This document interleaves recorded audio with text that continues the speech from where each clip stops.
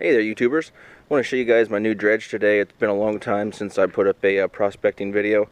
I sold the last dredge that I had due to some medical issues in the family, and just, you know, the way things work out sometimes in life, you got to get rid of some things, and that was one of the things that could go. But that was, I don't know, a year ago, something like that, that I sold it, and I've been wanting to get back into it. Found the new claim, and I found this on Facebook Marketplace, and we talked the guy down because there were some motor issues. So Molly's going to tell you what she thinks about it.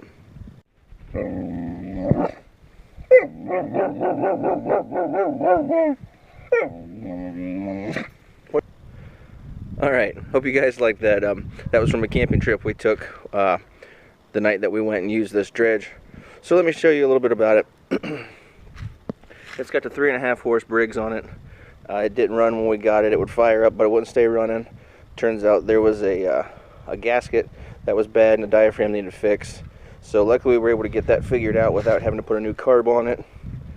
So we got that running. Then we wanted to make sure the pump was good. So that was the main reason we took it out, even though it was only like 50 degrees. And the pump was running strong.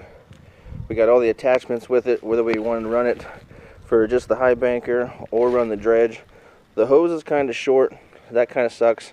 But it's whatever. It works still. It worked good. So all the hoses were in good shape. The hopper and everything's good. No cracks on it. Like I said, it is, I'm guessing, around 17 years old because that's how old the motor is. I'm guessing it was probably bought around the same time, you know, right? Makes sense. Now, the screw up I made was when we went out, this carpet and V-Matty wasn't in the right spot. The guy we bought it off of, this is how he had it set up. And I forgot to look online to see how this was supposed to be. So we ran it like this, but that V-Matty is supposed to be up front. I'm not sure how that's going to affect the clean out, and I'm expecting it to affect it. So I'll show you guys a little bit of the clean out, and then I'll post a picture at the end of this video of what we got. I'm not expecting much, but pretty much just wanted to get out, do some camping, drink some beers, and make sure this pump worked. And that's what we did, and it worked. So thanks for watching, guys. I will probably be doing some winter prospecting just because I get bored, and why not? So if we have a nice day, if I'm not on my motorcycle, I'll be doing this. So stay tuned for the next part of the video. If you haven't subscribed to my channel yet, go ahead and do that. There's more videos coming, and as always, thanks for watching. Alright, so we're down here in the basement. I'm all set up to do my cleanup. If you guys have watched some of my other videos, you may have seen this sluice. It's called alluvial sluice. It's for gold cleanup. Works real good on the fine gold. If you don't know what alluvial sluice is, it's see how it gets wider out here? It lets your gold drop at a different rate, and it catches a lot of fine gold, and it works really well. Now, last year, the year before, whatever it was, last time I was out prospecting, it's been a while, I went through like 5 buckets worth of concentrates that I'd got out of my dredge. I panned them all by hand. It took forever to get done, and I thought I did a good job on it, and then I ran them through this, and I found more gold, and then I ran them through again, and this thing was able to clean up all the gold out of it. Saved me a lot of time, and I'm pretty confident in how well this thing works. Now, if you get this thing, it's by Prospector's Choice. I would recommend getting this here. It comes with a diagram on where to cut your 5-gallon bucket, where to put your bolts in that hold this thing in place. Now, I do mine in this tote just because I do it in the house and I don't want the mess anywhere. So I got to set it up on another bucket to get it to work right. I just use the battery that I use for my camper, that I use for my boat, and use it for this too. So it's a marine battery. It's worked real well over the years. So we're going to get this started and get this thing cleaned up so you guys can see how well my new dredge is working.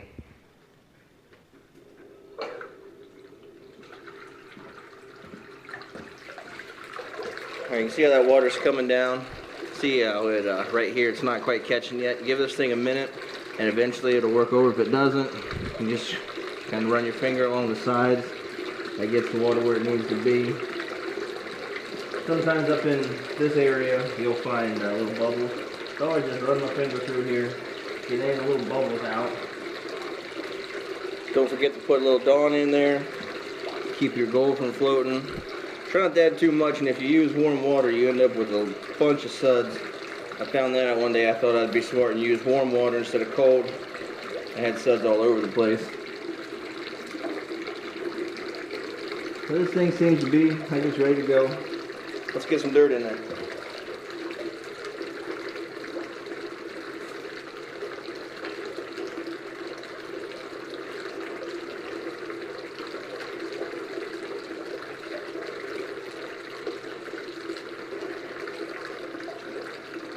I don't know if you guys can see it on camera yet, but I do have a little color right there. So far, that's the only one that I'm noticing. But that's cool. Within, what, 4 or 5 scoops, I've already got a little flake of gold. That's pretty awesome. So I'm going to go ahead and shut the camera off, finish this bucket, and I'll show you guys what this thing looks like when I'm done. Alright guys, I just shut the power off. Now the power's off and the riffles aren't holding the sands back. Some of them have disappeared, but you can see there's a speck of gold. There's a couple over here. There's one right there. I'm in Ohio, so this gold is fine gold. So let's get it out into this pan here so you get a better look at it.